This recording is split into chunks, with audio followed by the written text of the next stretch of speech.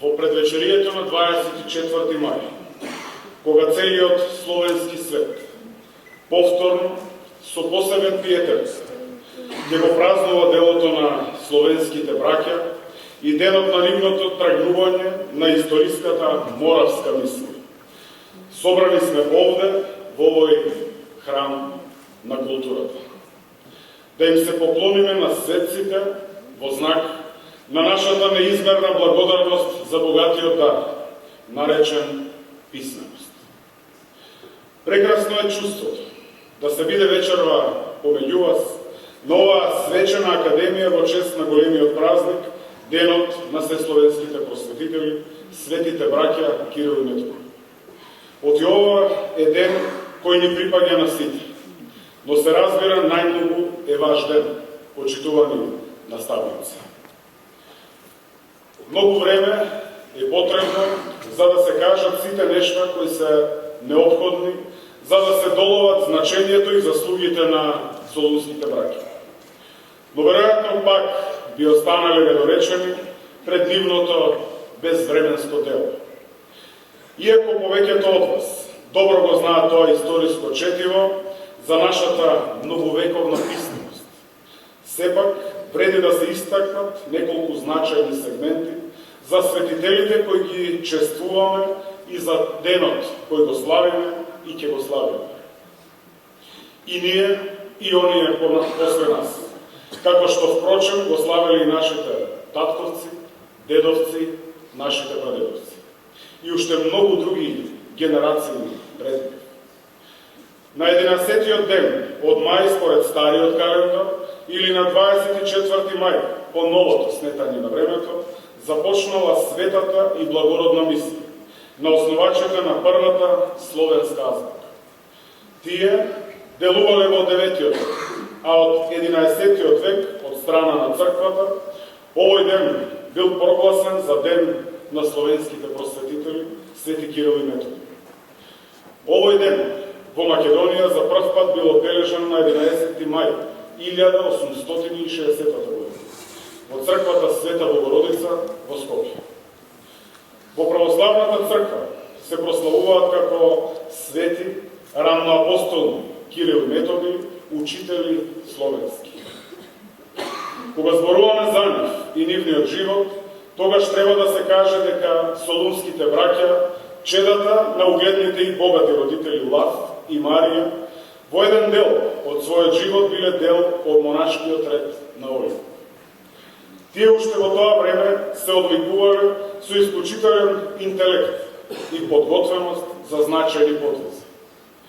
Во 9-тиот век, кога Византиското царство доживува расцут на културен план, а на овие простори се создаваат добри услови за развивање на мисионерска дејност, Кирил или Константин Филозоф и неговиот брат Методий биле избрани да извршат исклучително тешка, но благородна задача, како дел од политичкото дејствување на византиските властодржци од тоа време.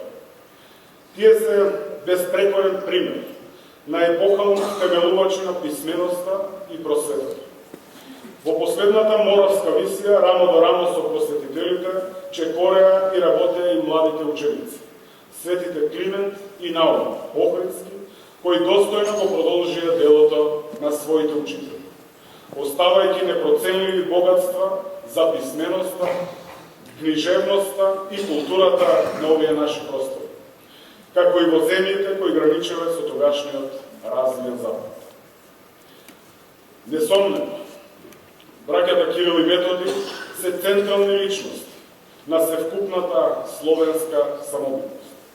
Нивната заслуга како создатели на првото словенско писмо, првите преводи од грчки на словенски и старословенски јазик, без сомнение е огромна и трајна. Просветителите и нивните ученици и покрај прогоните и обвинувањата ја продолжиле нивната света мисија. Своето правоверие Кирил и Методий под принуда го продолжиле во Рим, каде со големи почести биле примени од папата Адријан II.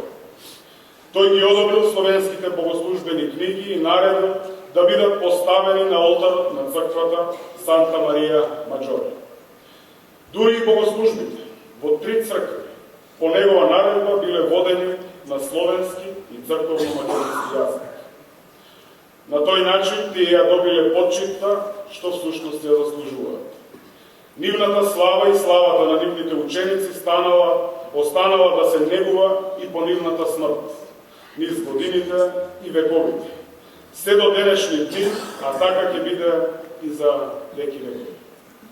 Денес, кога се поклонуваме пред главолицата и пред кирилицата, и кога го славиме делото на солунските браќа, мора да се подсетиме дека словенските апостоли пред 42 години беа прогласани за се покровители на Европа од страна на Светиот Отец, папата Јован Павле II.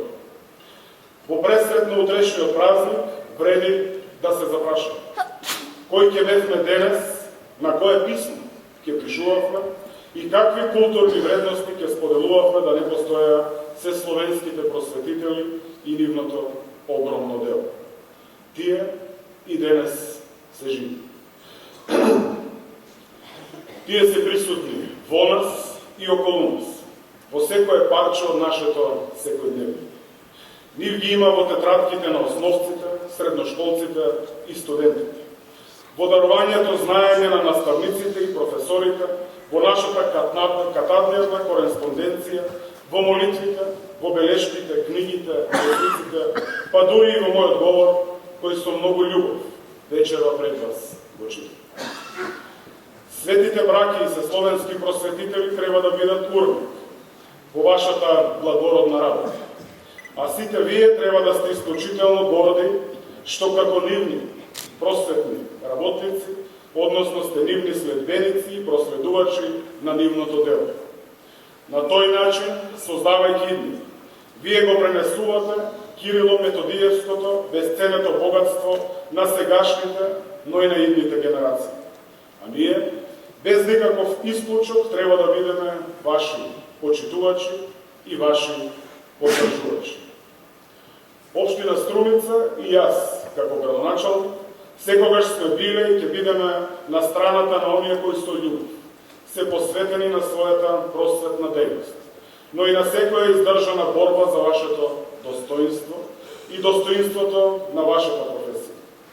Но при тоа, никогаш не смеете да заборавите дека вие постоите за учениците, а не учениците за вас.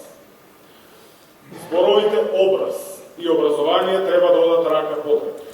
Оти вие сте и треба да останете образот на нашето општество.